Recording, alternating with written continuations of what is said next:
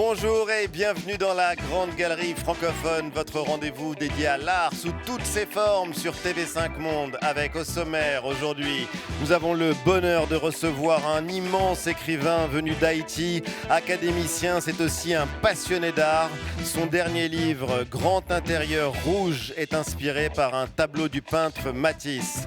Je serai vivant tant que je pourrai écrire. À ses côtés, une chanteuse géniale. Elle a démarré avec le fil et le fil l'a conduit jusqu'à un Oscar et un César pour la musique du film Emilia Pérez. Elle vient de sortir une chanson inédite et bientôt un album. Camille sera avec nous. Tu vois, ça s'appelait la mer. Et puis au programme, les tableaux abstraits de la Suédoise Ilma af Klint, Rosa Bonheur et l'Annonciation à travers les siècles par Hector Obalk. L'art dans tous ses états et sous toutes ses formes, c'est dans la Grande Galerie Francophone et c'est parti.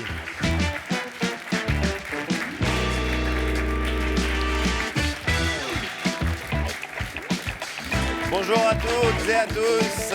Un salut chaleureux au public qui nous accompagne. Merci d'être là et à l'équipe que je suis ravi de retrouver. Salut à tous. Nathalie Lesage de Montréal. Bonjour Ali Badou et Mais l'équipe oui. de la maison. Sylvestre Desfontaines, Monsieur Culture de la RTBF. Bonjour de Bruxelles. La radio-télévision belge. Margot Bétou, la mémoire vive de cette émission. Bonjour Ali Badou, comme dirait Bonjour Nathalie Margot Lesage. Bétou. Et bien sûr, Charlie Voudou derrière son piano, la star du cabaret, Hello. Madame Arthur. Salut Charlie. Salut. Ravi de te retrouver. Avant d'accueillir le formidable Dany Laferrière, on va démarrer par la tradition et le mot du jour. Et avec toi, bien sûr, Nathalie. Alors, le mot du jour complètement assumé, c'est groupie, parce que je suis complètement groupie des deux artistes que nous accueillons aujourd'hui et j'ai très hâte. Et tu n'es pas la seule. Sylvestre. Moi aussi, un mot pour décrire les deux artistes que l'on va recevoir aujourd'hui, mais c'est syncrétisme par contre. Ah, Et c'est beau, vrai que ça Sylvestre. décrit assez bien leur démarche à l'un et à l'autre. On va voir ça tout à l'heure. Margot. Ah bah moi, on a tous eu la même idée. Moi aussi, c'est un mot pour décrire nos deux invités et c'est style. Vous allez voir, Style. ils sont lookés grave. Ça, c'est vrai. Et de ton côté, Charlie, toi qui es looké grave, pareil. On m'a dit que j'étais déguisé en méduse. Moi, ça me va. Ah, ça vous fait rire. Mais la plus Quelqu'un qui a élégante. La plus élégante des méduses. Mais ça me va très bien. Du coup, je suis d'humeur aquatique. Et comme c'est également le festival de Cannes, rien à voir, mais une chose les réunit, ceci. C'est Aquarium de Saint-Saëns. Bon, voilà. Splendide. L'aquarium de Saint-Saëns, c'est ce qui va donner le là de cette émission entre un écrivain donc qui vient du Nil. Notre premier invité, c'est un immortel membre de l'Académie française, auteur de livres à succès dont plusieurs ont fait date, à commencer par le premier, Comment faire l'amour à un nègre sans se fatiguer. L'exil vaut le voyage. Il a publié il y a quelques mois Grand Intérieur Rouge, c'est une fiction inspirée par un tableau de Matisse dont il est amoureux. Dany Laferrière est l'invité de la Grande Galerie Francophone.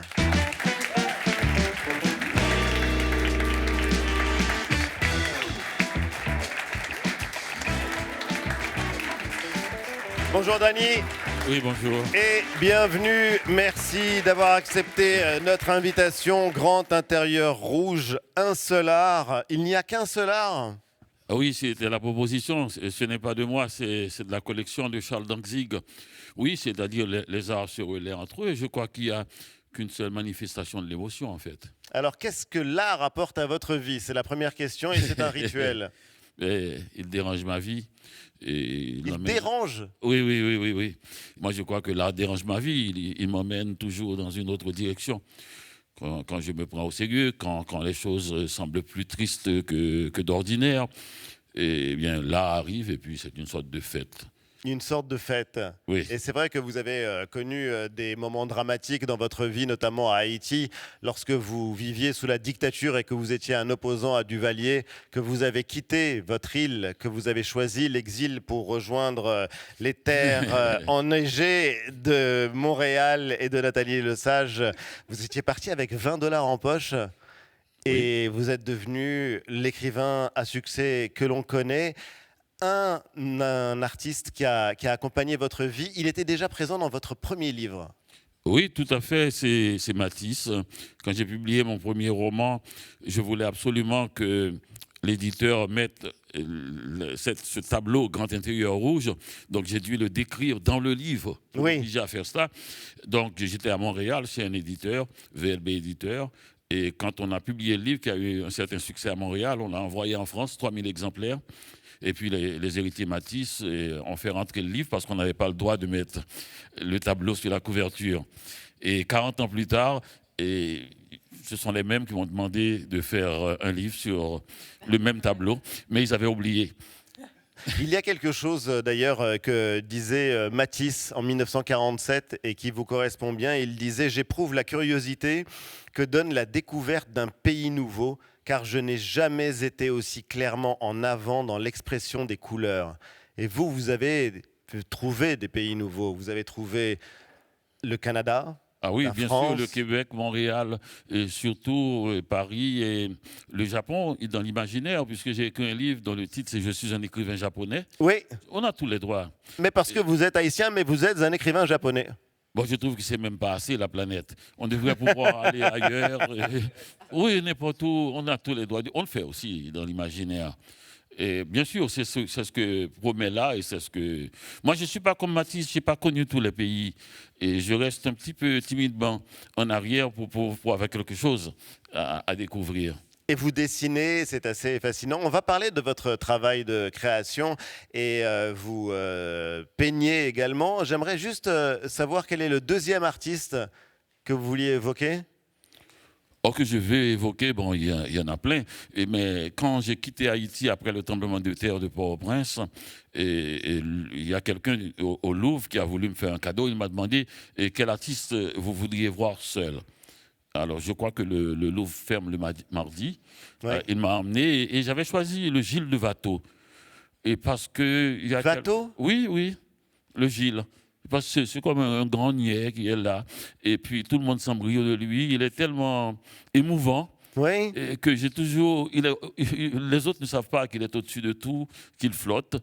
Et pour moi, c'est le personnage le plus intéressant, surtout. Parce que c'est un personnage qui est évanescent, Oui. qui est très très loin du drame que vous veniez de connaître et de traverser, Oui, mais... qui a ravagé Haïti. Mais c'est ça que je voulais. Je voulais la légèreté. Et d'ailleurs, j'avais assisté au triomphe de la légèreté durant le tremblement de terre. Et parce que quand les maisons, les immeubles tombaient, les fleurs restaient impassibles. Donc voilà. Et quand on ne résiste pas, on finit toujours par flotter et par gagner. Et je voulais vous demander, Dany, dans votre livre, vous dites que Haïti est finalement peut-être pas l'endroit le plus pauvre du monde parce que tout le monde là-bas peint. D'abord, je voulais savoir, est-ce que c'est vrai D'abord qu'il a dit, c'est Malraux, quand il est venu en 75 à Port-au-Prince, j'y étais, et il a dit c'est un peuple qui peint. Oui. Et Morand, lui, dans les années 30, a dit qu'en Haïti, tout finit par un recueil de poèmes. Vous voyez, donc c'est bien pour inviter quelqu'un d'Haïti dans cette émission. Génial. On a tous les arts. Quelqu'un même a ajouté qu'en Haïti, la peinture est aussi populaire que le football.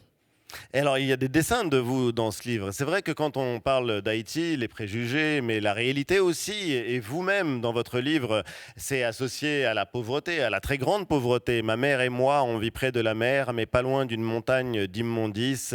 Mais malgré tout ça, la beauté reste présente. Comment l'expliquer, Dany Laferrière ? Il faut peut-être remonter très loin. Et la beauté est liée à l'identité, c'est-à-dire à ce que vous êtes confiant dans la vie, tout simplement. Et ce pays est assis sur un trépied assez solide. Et ils ont connu une indépendance, la première dans l'histoire humaine d'ailleurs, que les esclaves sont devenus indépendants. Puis ils ont forgé une langue dans l'enfer colonial, le créole. Ils ont adopté, ils ont utilisé une religion, le vaudou, pour créer leur Venu d'Afrique. Venu d'Afrique, et ils l'ont un peu tropicalisé. Et quand on a un trépied comme ça, on se tient. Oui. Il y a aussi d'autres artistes qui sont présents dans ce livre. Il y a Basquiat et vous avez cette reproduction qui est assez formidable de Basquiat avec ce commentaire « Tous mes amis rêvent d'être aussi célèbres que Basquiat. C'est d'un ennui ». Pourquoi? Mais parce que s'ils sont en train de peindre et qu'ils sont noirs, ils pensent qu'ils sont Basquiat. Et je trouve que il n'y a pas d'identification possible à l'art. N'importe qui peut faire n'importe quoi. Un jeune homme tuberculeux d'un quartier pauvre n'est pas moins ni plus génial qu'un jeune fils d'aristocrate dans un château. Bien sûr. C'est ça la puissance de cela. Dans ce livre, il y a donc ce tableau au grand intérieur rouge de Matisse. On va le voir apparaître à l'écran. J'aimerais que vous nous le décriviez, ce que vous y voyez et pourquoi est-ce qu'il vous touche autant? Je sais pas, il y a quelque chose de cannibale en même temps. De cannibale? Oui, les couleurs, le jaune, le rouge. Oh, moi aussi. Oui. Mais je précise que c'est Modigliani, la cravate, c'est pas Matisse, mais c'est pas loin non plus. Quelque chose de sauvage, de spontané, de primitif. Mais c'est une simple chambre? Eh bien, c'est ce qu'on croit. Et c'est ce qu'on croit. L'agencement des couleurs, les taches. Il y a un tic par terre. Enfin, il y a des animaux qui sont là. Et Ouais. puis, il y a cette fenêtre qui vous donne l'impression qu'il se passe quelque chose à l'arrière. C'est un tableau qu'il faut regarder longtemps, calmement. Et puis, il y a les couleurs qui vous sautent au visage. Vous Et- pensez qu'il est primitif, Matisse? Vous pensez que c'est un peintre primitif? Et pas tout le temps, mais je crois que la différence, c'est que généralement, occidental, le point de fuite, le tableau vous invite à le pénétrer. Dans la peinture haïtienne, on a l'impression que tout est au premier plan et que le tableau vous saute au visage. Mais en fait, la perspective se trouve dans le plexus de celui qui regarde. Et oui, je pense que Matisse est des nôtres. On va continuer à parler de peinture, on va parler d'écriture avec vous, Dany Laferrière. Mais d'abord, l'actualité artistique de la semaine, c'est la claque.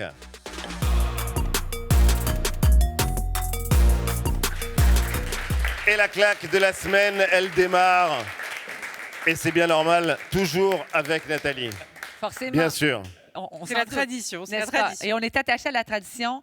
Je vous amène du côté de l'Angleterre. Je vous présente aujourd'hui une artiste britannique que j'adore, qui s'appelle Tracey Emin. Peut-être vous la connaissez, qui s'est fait connaître surtout en exposant et en exploitant ses blessures qu'elle a fait comme matière première. Donc, on parle ici de blessures assez profondes, les viols, les ruptures, la maladie. Elle s'est fait connaître dans les années 90 avec un mouvement qui s'appelle les Young British Artists, qui avait secoué l'art contemporain, et un certain Damien Hirst appartenait d'ailleurs à ce mouvement, et elle avait secoué les Britanniques, la pudeur britannique, avec une œuvre qui s'appelle My Bed.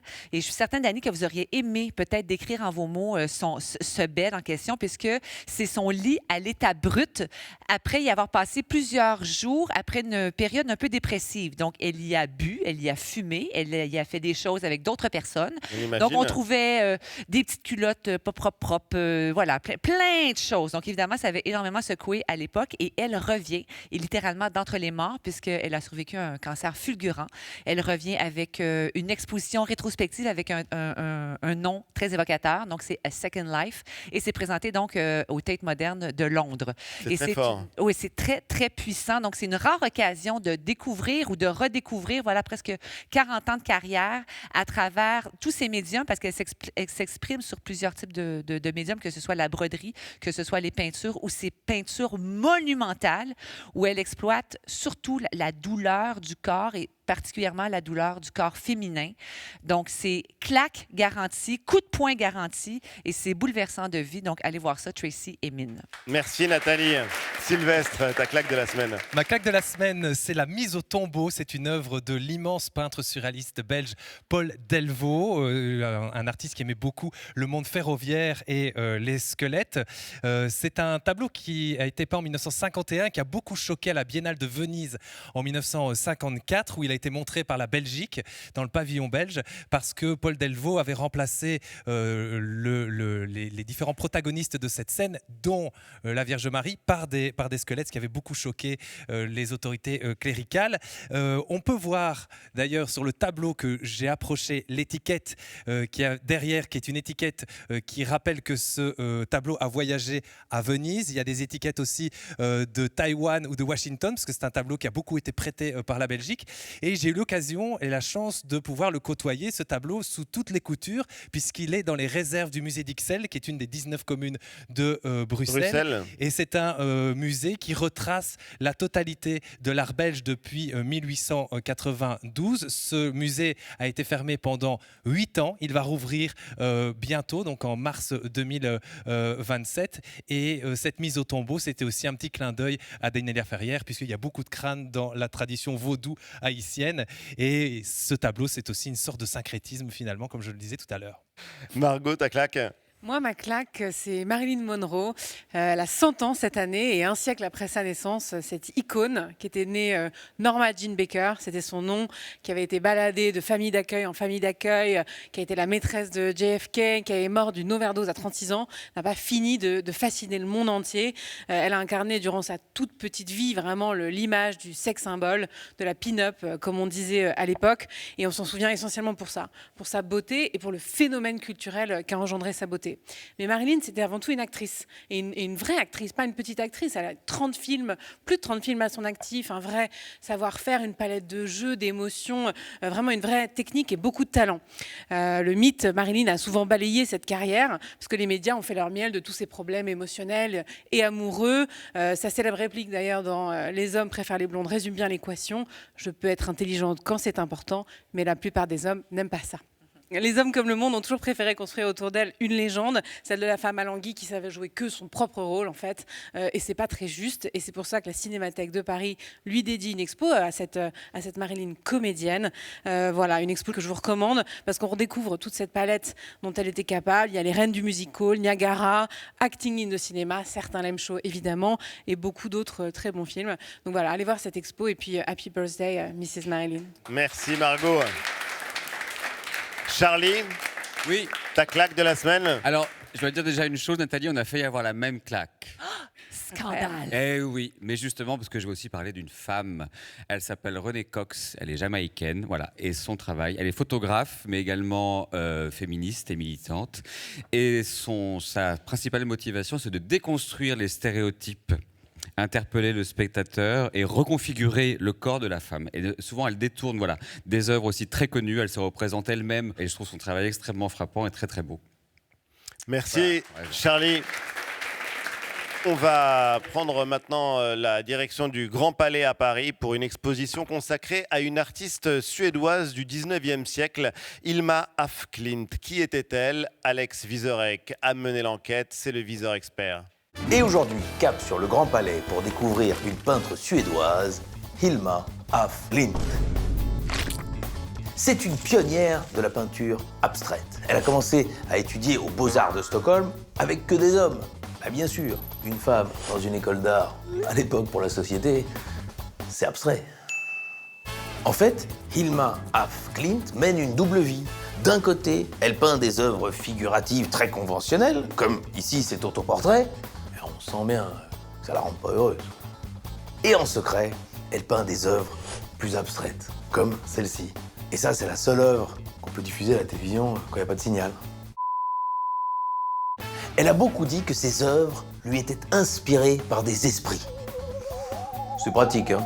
En même temps, comme ça, si le tableau est raté, c'est pas de ta faute. Hein. Des esprits. Autre œuvre, celle-ci. Alors, moi, je sais pas ce qu'il y a écrit dessus, mais si vous demandez à un pharmacien, il va vous déchiffrer ça. Bon, après, il y a des œuvres beaucoup plus claires, comme celle-ci. Ça, je la comprends. C'est des parasols plantés sur une plage bondée. Ou comme celle-ci.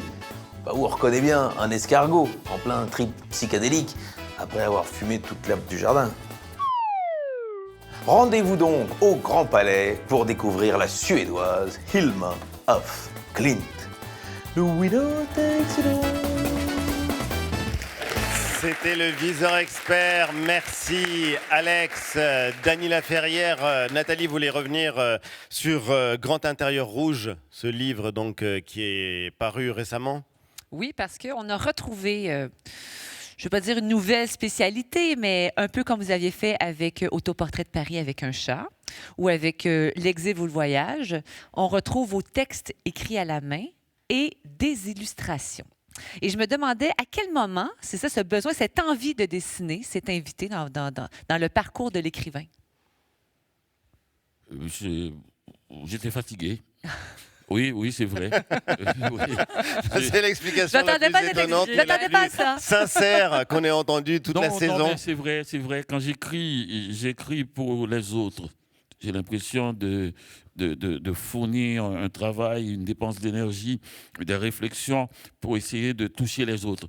Et quand je peins ou dessine, c'est pour moi. Et la fête est sous ma main, sous ma paume. Et c'est là.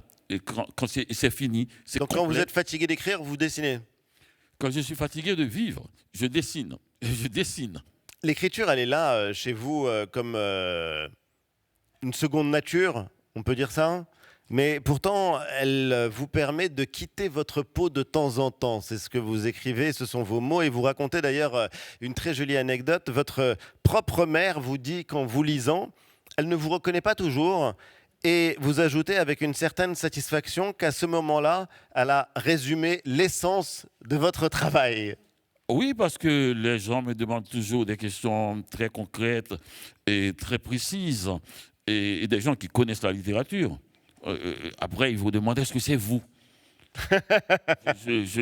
Alors que ma mère dit qu'elle ne me reconnaît pas. Elle reconnaît les lieux, elle reconnaît les émotions, les couleurs. Mais il y a quelque part, c'est exactement la description d'un rêve. Oui. On rêve, donc quand on rêve, on déplace les choses. On met une émotion à Paris, une couleur à Tokyo, et quelque chose. On a tout l'univers. Donc ma mère a décrit ce qu'est la littérature beaucoup mieux que les professeurs de littérature, qui vous parlent de choses excessivement complexes et difficiles, et à la fin vous dit, est-ce que c'est vous vraiment ? Il y a une question que tu voulais poser sur la francophonie. Oui, sur la francophonie, sur votre langue, parce que vous avez une langue très particulière. Vous avez une langue très libre, un français très libre, un français très clair, une manière d'écrire qui emprunte aussi à la créolité. On parlait de syncrétisme, mais il y a de ça aussi dans votre manière d'écrire. Mais néanmoins, vous considérez que la francophonie doit être désaxée, c'est-à-dire qu'elle ne doit pas être centrée, ici par exemple, ce que les Belges pensent aussi, que la francophonie n'est pas nécessairement à Paris, par exemple. Et vous êtes... Oui, les Canadiens aussi. Les Canadiens pensent la même chose. Oui. Mais donc vous êtes... même le mot francophonie pour vous est un peu compliqué. Je trouve qu'on en parle trop. Je trouve qu'on parle trop de la langue et pas assez de la parole. Vous savez, quand on parle de langue... Quelle est la différence ? Eh bien, la langue, c'est structuré. Dès que vous parlez de langue, on se croise les jambes. Et qu'est-ce que vous pensez ? Comment ? C'est ce que vous faites à l'académie. Vous écrivez un dictionnaire. Oui. Vous définissez les règles. Ah non, je n'ai pas de problème avec la chose elle-même. J'ai dit que j'aime bien quand quelqu'un dit « moi, je vais vous dire quelque chose ». Il n'est pas en train d'essayer de faire la phrase la plus parfaite. Il y a quelque chose qui lui traverse, une émotion qu'il va vous dire. Et je trouve que ça va très bien de structurer la langue, de permettre à cette personne qui croit qu'il n'est qu'émotion de dire une phrase bien structurée pour dire son émotion. Mais quand même, j'ai envie de temps en temps d'entendre ce qu'il a dans le ventre. Et pas toujours comment il doit le dire. Oui. Nous sommes tout le temps dans la manière de parler, les accents, les trucs, tout ce qui autour et non cette émotion qui vous traverse quand vous avez quelque chose à dire. C'est extrêmement fort ce que vous venez de nous dire, Dany Laferrière, et je vous en remercie. Dans un instant, on va accueillir une artiste formidable, la chanteuse Camille, mais juste avant ça, c'est l'heure de la petite galerie et c'est signé Karim Rarbaj. Bienvenue dans la petite galerie, le récap de ce que l'art fait de plus fou. Et on commence avec la dinguerie. Cette semaine, on vous présente Daniel Stoller, un tailleur de pierre de Barjot. Daniel, de base, il fait ses pièces géométriques très très cool, qu'il fabrique en utilisant tout plein d'outils dangereux pour tailler ses pierres hyper compactes.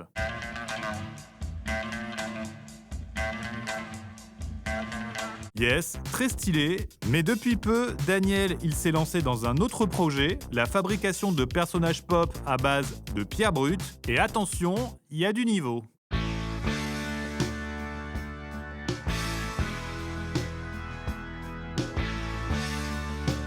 truc de fou, les volumes sont nets, les formes hyper propres, le côté minéral donne un cachet incroyable aux œuvres et surtout, il arrive à donner une douceur à un matériau hyper dur qu'il façonne comme si c'était du beurre. Le regarder travailler, c'est satisfaction maximale. Daniel Stolman, c'est la dinguerie de la semaine. Et on continue avec le Fololo. Aujourd'hui, on suit le compte de Steve, un artiste néerlandais qui crée l'intégralité de ses œuvres sur un support peu commun, des bananes. Yes, Steve, il dessine sur la peau, il joue avec la découpe ou la forme du fruit pour créer des visuels hyper malins. Banana split for my baby and the glass of plain water for me.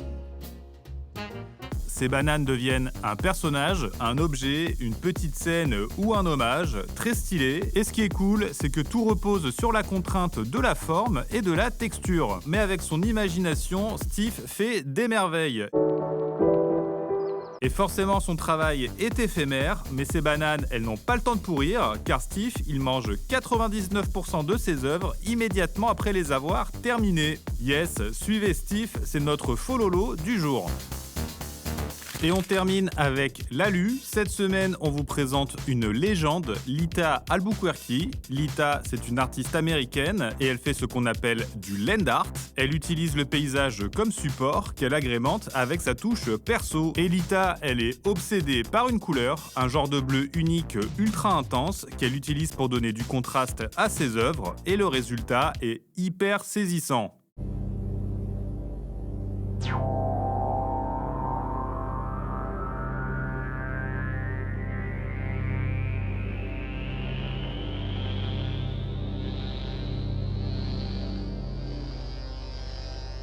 Très stylée, Lita, elle trace des lignes, des cercles, installe des formes géométriques bleues au milieu du sable ou de la neige, et parfois même sur son visage. Un bleu qu'elle façonne avec des pigments de manière ultra secrète, et qui est pour elle une référence au ciel, à l'océan et au cosmos. Très poétique, on adore. Lita Albuquerque, c'est l'alu de la semaine. Là-dessus, la petite galerie ferme ses petites portes. À très vite. Merci Karim. Dany, on a la chance d'avoir avec nous l'un des meilleurs historiens et critiques d'art, Hector Obalk. Bonjour Hector, merci de nous avoir rejoints. C'est l'heure de la démo d'Hector Obalk.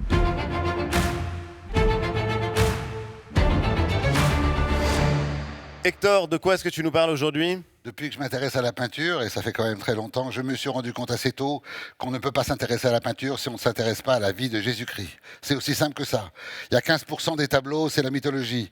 Il y en a 5%, c'est des natures mortes. Il y en a 17%, c'est des portraits. Et vous savez combien il y en a qui parlent de la vie de Jésus-Christ ? Il y en a 48%. Ça veut dire qu'en gros, connaître la peinture, c'est connaître la vie de Jésus, c'est obligé. Et la vie de Jésus, c'est quoi ? C'est 60 scènes différentes. 60 scènes sur lesquelles on brodait des tas d'artistes pendant des siècles et des siècles. Et donc, je vous explique comment je m'y prends. Comment je m'y prends pour rendre les gens sensibles à la peinture en les obligeant de s'intéresser à Jésus-Christ. Et je reprends le texte exact des évangiles. Tout commence lorsqu'un ange descendu directement du ciel dans une maison du village de Nazareth vient annoncer à Marie qu'elle est enceinte de Jésus. Et comment c'est possible ? J'ai jamais connu d'homme. Répond exactement, Marie. Alors l'ange lui répond cette phrase assez difficile à comprendre. C'est l'Esprit Saint, représenté par une colombe que vous voyez là, qui viendra sur toi et c'est la puissance du Très-Haut, entendez par là Dieu, qui te couvrira de son ombre. À ces mots, elle est troublée. Les évangiles disent exactement, elle est troublée. On la comprend. Elle est troublée parce que, 1, elle apprend en seulement 2 minutes qu'elle est enceinte alors qu'elle est vierge. 2, que c'est pas n'importe qui, son enfant. Donc, elle réfléchit 5 minutes. Et vous savez ce qu'elle fait à ce moment-là ? Elle se dit, il faut absolument que j'en parle avec ma cousine Elisabeth. Et elle va la chercher. Et elle fait des kilomètres et des kilomètres pour voir Elisabeth. Et elle lui dit, tu sais pas ce qui m'arrive ? Non, je suis enceinte. Ben oui, mais moi aussi, il n'y a pas de problème. Oui, mais enfin, toi, c'est pas pareil. Tu es enceinte, mais tu n'es pas vierge. Oui, je suis pas vierge, dit la vieille cousine. Mais je suis stérile depuis toujours. Et en plus, j'ai 65 ans. Et du coup, ça veut dire qu'il y a un double miracle, si vous avez bien compris. Ce sont deux femmes. Pourquoi ça s'appelle la visitation? C'est un mot assez haut de gamme pour dire une visite. Parce que c'est la visitation non pas de cette femme avec cette femme, ou plutôt si, mais de l'enfant qui est dans le ventre de celle-ci avec l'enfant qui est dans le ventre de celle-là. Et l'enfant qui est dans le ventre de celle-ci s'appelle Saint Jean-Baptiste et l'autre s'appelle Jésus-Christ. Et Saint Jean-Baptiste, il entend à l'odeur, ou je ne sais pas comment, son cœur tressaille au moment où il arrive. C'est-à-dire qu'il y a une communication intra-utérine entre les deux femmes. De là commence ce nouveau chapitre de l'histoire de la peinture qui s'appelle la visitation. Et c'est comme ça que je m'y prends pour m'intéresser à la peinture. D'abord, je dis, tu vois, visitation, c'est quand il y a deux femmes qui se disent bonjour, il y a toujours une qui est plus petite que l'autre. Et ben c'est comme ça. Et comme ça, même si vous n'avez rien compris aux évangiles, vous savez reconnaître une visitation parce que vous avez deux femmes l'une à côté de l'autre, qu'elles soient du XIVe siècle, du XVe siècle ou du XVIe siècle. Et voilà pour la visitation. Et il y en a comme ça 65 à apprendre, mais c'est pas si difficile que ça. De l'annonciation, tu passes à la visitation. De la visitation, tu passes à la nativité. Encore un mot un peu savant pour dire naissance, c'est-à-dire la naissance de Jésus-Christ. Tu continues parce que j'ai pas le temps. De la naissance, tu vas à l'adoration des mages, c'est quand il y a 3 mages qui sont habillés de façon assez riche. Continue encore. Ensuite, il y a la présentation au temple ou la circoncision, c'est jamais. Et il faut être très malin pour savoir la différence entre les deux choses. Et puis tu continues. Et puis, comme vous savez, il y a le fameux massacre des innocents, puisqu'on sait que Jésus, quelque part, va falloir le massacrer. Mais heureusement, Jésus échappe au massacre. Pourquoi? Parce qu'il prend la fuite en Égypte dans un tableau qui s'appelle tous Fuite en Égypte, dans lequel vous avez un âne, la Vierge, l'enfant et gentiment Joseph qui accompagne tout ça. Bref, là où je veux en venir, c'est qu'il faut donc connaître le gimmick visuel pour reconnaître la scène de Jésus-Christ. Et donc, je vais vous faire la démonstration que tout ça est passionnant pour connaître non pas les évangiles, mais la peinture. En effet, je reviens à l'annonciation. Une annonciation, ça se distingue par le fait que vous avez un ange qui a des ailes et une femme qui n'a pas d'ailes. Voilà. Et ils sont assis l'un face à l'autre. Et évidemment, il y a d'autres éléments qui font que vous pouvez reconnaître une annonciation. Tu regardes ça, et en effet, il y a une sorte de livre de prière qu'on appelle un missel. Il y a aussi la fameuse colombe qui est celle de l'Esprit Saint, et puis il y a le rayon par lequel Dieu, là-haut, fait une sorte de grossesse, provoque une grossesse à distance face à Dieu qui est là-bas, par un rayon de lumière. C'est surréaliste, hein. Rappelez-vous la phrase. Par ce rayon de lumière, il te couvrira de son ombre. Une ombre en lumière. C'est pas de problème, c'est surréaliste, c'est pas grave. Il faut bien comprendre qu'il y a une profondeur quand même littéraire aux évangiles. Tu continues. De là, je passe à une autre. Alors celle-là, elle est pas mal, parce que celle-là, il n'y a pas de colombe, il n'y a pas de rayon, il y a juste un parapet, tu vois. Il y a un parapet qui symbolise, si vous voulez, le geste par lequel l'ange va annoncer à... Regardez, il suit le parapet. Il suit le parapet et le message du Christ passe, de l'ange va passer de l'ange. Et l'autre, il lui dit, je l'ai bien reçu ton message. Ça veut dire que Léonard de Vinci a fait, par ce parapet, a fait parler l'architecture en la pliant aux exigences de ce que c'est qu'une annonciation. Et il l'a fait de façon assez sobre. Et j'ai pas fini parce que je vais finir là-dessus. C'est la plus belle de toutes. C'est une vierge de l'annonciation dans laquelle il n'y a pas d'ange de l'annonciation. Où il est l'ange? Eh bien, il n'y en a pas. Voilà. Vous allez me dire, ça peut arriver qu'il y a un tableau d'une vierge et puis il n'y a pas l'ange. Oui, ça peut arriver. Mais ça veut dire que l'ange est quelque part dans un autre tableau. Ça s'appelle une paire. En effet, c'est le cas de ce trompe-l'œil de Van Eyck où il y a la vierge ici dans un tableau différent et vous la mettez de part et d'autre de votre cheminée avec l'ange qui est là. Mais là, il n'y en a pas. Pareil, quand je vous montre Pont de Tormo, c'est de part à l'ordre de l'hôtel d'une très belle chapelle qui se trouve à Florence. Vous avez ici l'ange et ici la Vierge. Il n'y a pas de problème. Mais là, il n'y a pas. Alors, il est où l'ange? Eh bien, l'ange, c'est très simple. L'ange, il est à la place de l'artiste. L'ange, il appelle l'artiste en caméra subjective. Et c'est ça qui est complètement génial. Et en effet, elle ne le regarde pas en face, ce serait d'une vulgarité cinématographique trop grande. Non, seulement, regardez comment font ses mains. De ses mains justes, elle dit oui, je l'ai reçu ton message. Et c'est très délicat. Et revenez sur son visage. Et dans son visage, on voit quoi? Que non seulement elle ne le regarde pas en face, mais elle a un regard de biais vers son destin. C'était Antonello da Messina. Merci. Merci Hector, c'est absolument passionnant. On peut vous voir tous les lundis sur la scène du Théâtre Libre à Paris. Bravo Hector. Dany Laferrière, une réaction? Je vais l'amener partout avec moi. Il y a une expression québécoise qui dit « Dis-y Hector ». Ça veut dire « Parle-leur ». Dis-y Hector. Dis-y Hector. Dis-leur. Pas de problème. Dis-le, Hector. Et nous avons le bonheur maintenant de recevoir une artiste qu'on adore. Elle a remporté un César et un Oscar avec Clément Ducol pour la musique du film Emilia Pérez de Jacques Audiard. Elle vient de sortir un nouveau single intitulé La Terre en attendant un nouvel album prévu pour la rentrée. Camille est dans la Grande Galerie francophone.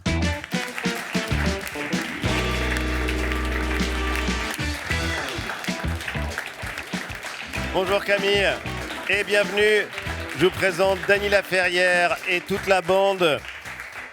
On dirait un tableau.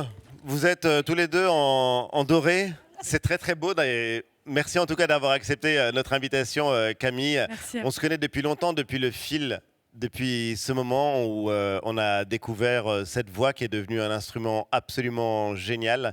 Et puis, quelle carrière ensuite. Première question, c'est un rituel, je la pose à chacun ou à chacune de nos invités. Qu'est-ce que l'art apporte à votre vie ? Vous parlez de l'art, de ma création, de l'art en général. L'art qui vous entoure, et est-ce qu'il nourrit l'art que vous créez ? Oui, alors bien sûr, j'ai quelque chose à dire sur le mot art. Je trouve que c'est un mot qui est trop grand. Et puis on l'associe trop à une forme de culture, d'élite. Et pour moi, l'art, c'est beaucoup plus simple que ça. Beaucoup plus simple ? Oui, c'est un lien avec ce que quelqu'un d'autre ressent, avec le regard de quelqu'un d'autre, quelle que soit son époque, sa personnalité. C'est comme ça que je le vis, que ce soit de la peinture, de la littérature, n'importe quoi. Je le vis assez simplement, en fait. Voilà. Donc oui, ça me nourrit énormément. Votre premier album s'appelait Le Fil. Oui. C'est ce fil-là qui relie. Oui, c'est sûr que l'art, pour moi, ça me relie au collectif, l'art. Ça me relie aux autres et quand moi je crée, ça me relie au collectif. C'est mon lien au monde. Il y a un peintre que vous appréciez tout particulièrement, c'est le maître de l'Outre Noir. C'est Pierre Soulages. Oui. Et vous lui avez même consacré une chanson en hommage. On va en écouter un extrait. Soulage, soulage, sous le sol il y a l'eau. Soulage, soulage, sous les rides de la peau. Soulage, soulage, sous le fil les oiseaux. Soulage, soulage, soulage, soulage, soulage, soulage.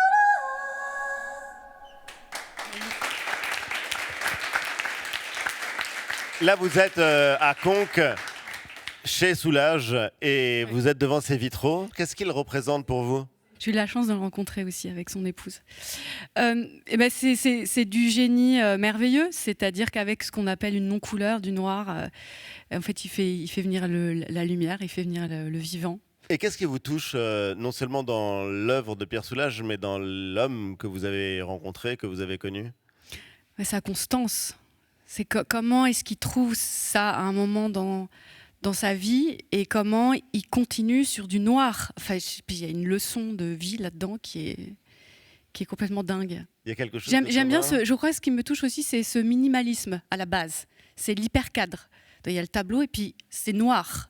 Ouais. Comment tu réussis à créer avec du noir ? Alors moi, ça me voilà.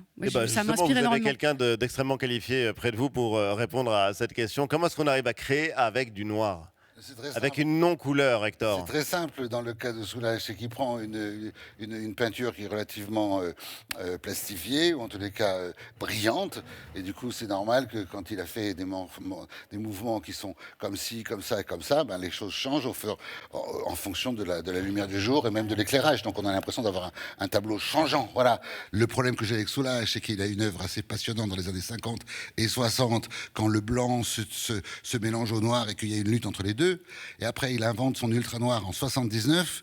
Mais le problème, c'est qu'il fait ça pendant encore 30 ans. Et pour moi, c'est trop.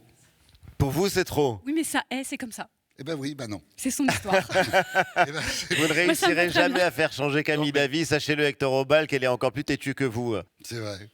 Il y a une autre artiste que vous aimez particulièrement, Camille, c'est votre amie Sophie Calle. Vous lui avez d'ailleurs inspiré un album en hommage à son chat qui s'appelle Souris. Oui, l'album Souris Calle. C'est elle qui va signer la pochette de votre prochain album. Qu'est-ce qui vous touche particulièrement chez elle ?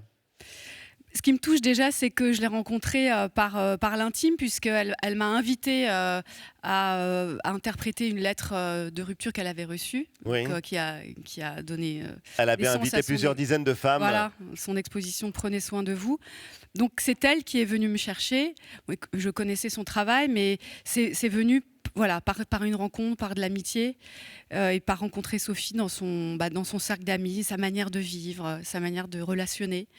Et voilà, est née une amitié très, très naturellement comme ça. Et puis voilà, je l'ai invitée je lui ai demandé de me prendre en photo. Et puis cette photo, ce sera la pochette de mon prochain disque. Il y a Margot un moment déjà.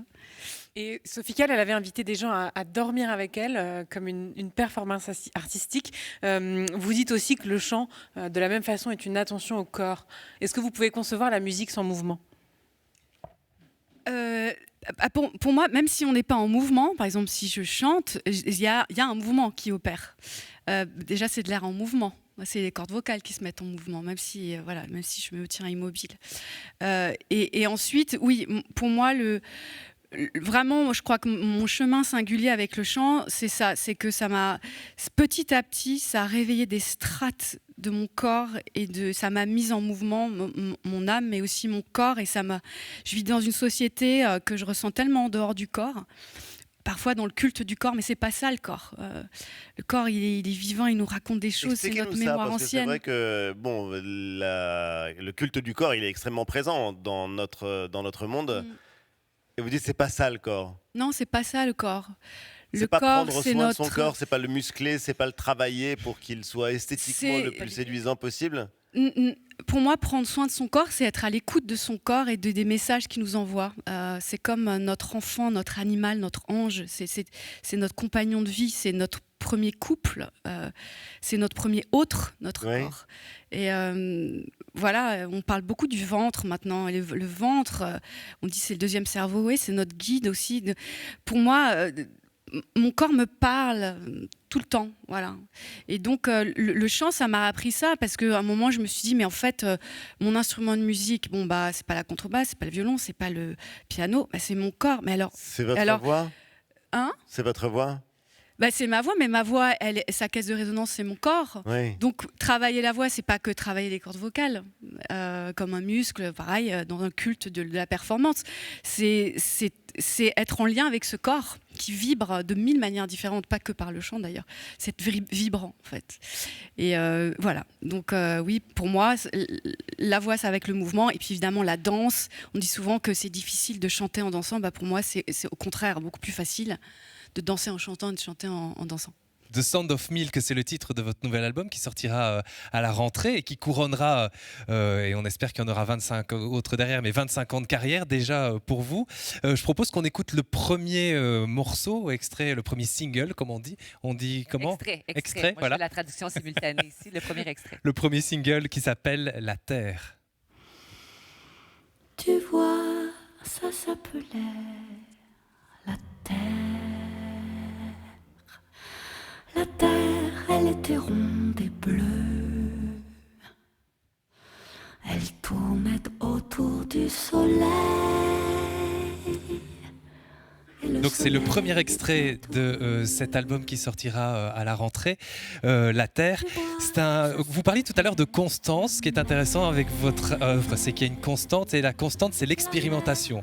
C'est presque un oxymore, mais vous expérimentez, vous contraignez même parfois dans votre travail. Cette fois-ci, on aura droit à un triptyque, à 3 disques. L'un s'intitulera Naissance, l'autre Enfance et le troisième Adolescence. Et donc, vous avez enregistré pendant 15 ans, et arrêtez-moi si je me trompe, vous avez enregistré pendant 15 ans des sons de vos quotidiens et notamment de vos enfants. C'est ce qu'on retrouvera sur ce premier disque de manière brute, de manière plus épurée. Et puis vous allez progressivement, en passant au deuxième album, y ajouter des cordes, et puis une plus grande orchestration sur le troisième. Comment il est né ce concept, ce travail? D'où vous est venue cette idée de triptyque finalement? Il est venu avec le temps, en fait. Vous avez une manière géniale de tenir votre micro. Ouais. Vous êtes la première personne qui C'est peut vrai faire ça. Oui, du coup, ça donne envie de le faire. C'est classe. C'est venu avec le temps, cette envie d'enregistrer le son de mon quotidien sans aucun instrument de musique pour, je crois, libérer le son du studio et libérer mon féminin aussi de tous ces diktats de l'industrie du disque, en fait, où on aseptise le son. Lesquels ? Littéralement. Le cliché, évidemment, il y a plein d'hybridations, mais je veux dire, on veut contrôler le son, on le met dans un studio, il n'y a pas de son parasite, il n'y a pas de son de l'extérieur, il n'y a pas de son de ton quotidien, il n'y a pas un bruit, c'est mat, tu n'entends que les instruments de musique, et après tu as le contrôle du son, tu mixes le son, tu rajoutes une reverb parce que tu as envie qu'il y ait une reverb. En fait, moi, ça ne me parle pas. Pour moi, le son, c'est libre, c'est n'importe où, c'est ici, c'est partout. C'est partout. C'est partout, je veux chanter, c'est dans mes toilettes, c'est dans un couloir de métro, c'est dans mon lit, c'est avec mes enfants, c'est avec mon chéri, c'est avec les gens que j'aime, c'est dans une fête, c'est partout. Mais là, dans par les exemple, concerts, c'est dans qu'est-ce la que rue. vous auriez envie de chanter ? Je sais pas,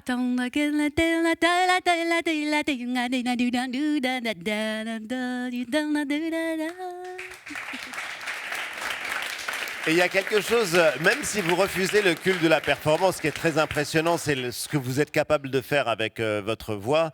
Et vous êtes capable de tenir une note combien de temps ? Je sais pas.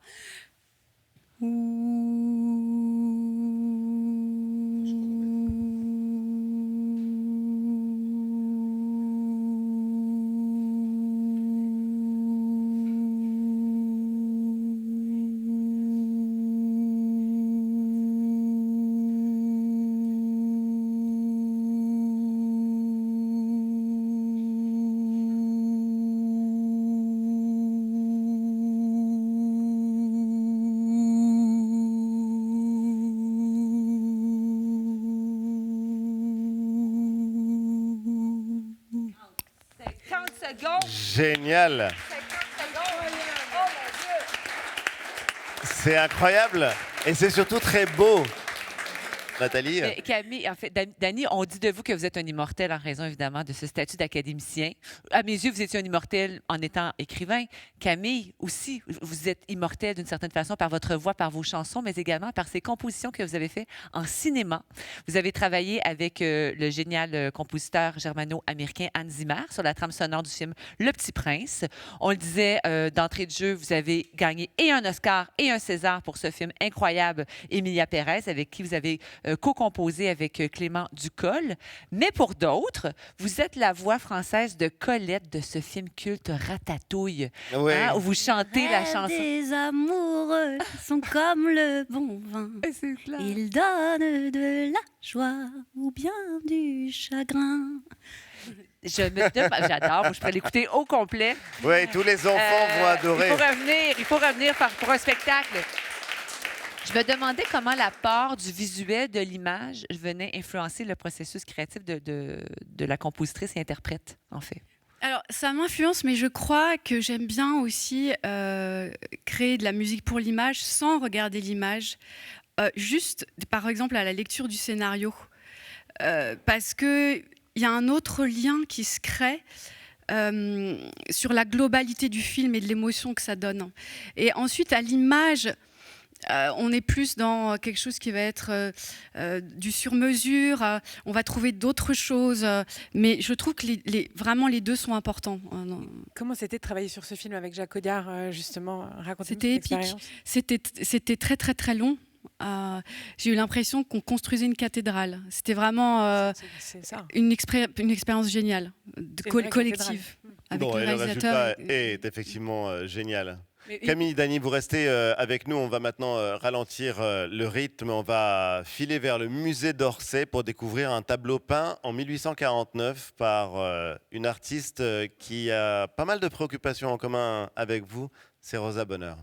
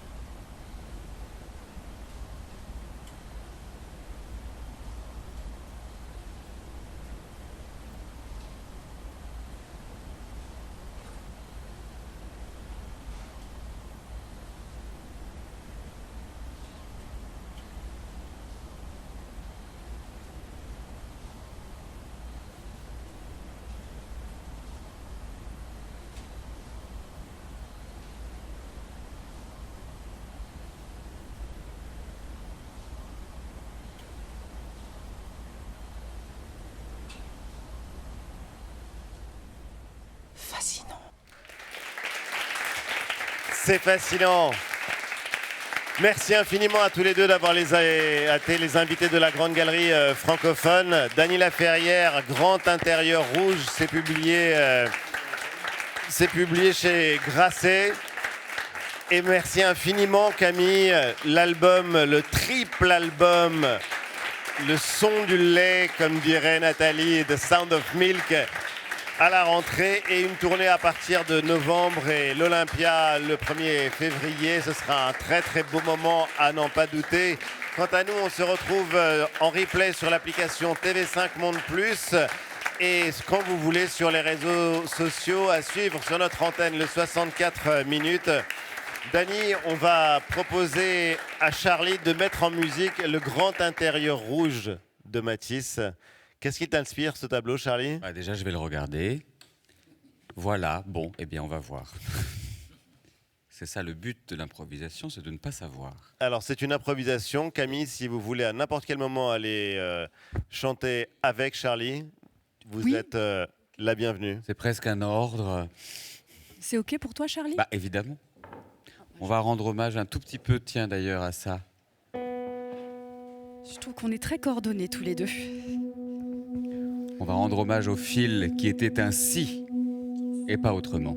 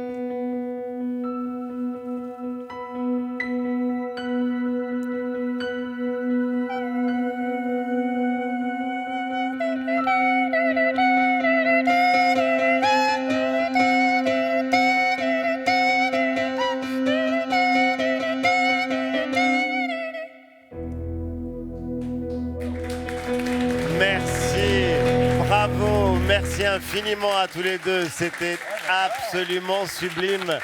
On en a la chair de poule, Dany Laferrière. Merci Camille. Merci les amis, merci à vous de nous avoir suivis. Rendez-vous la semaine prochaine sur TV5 Monde.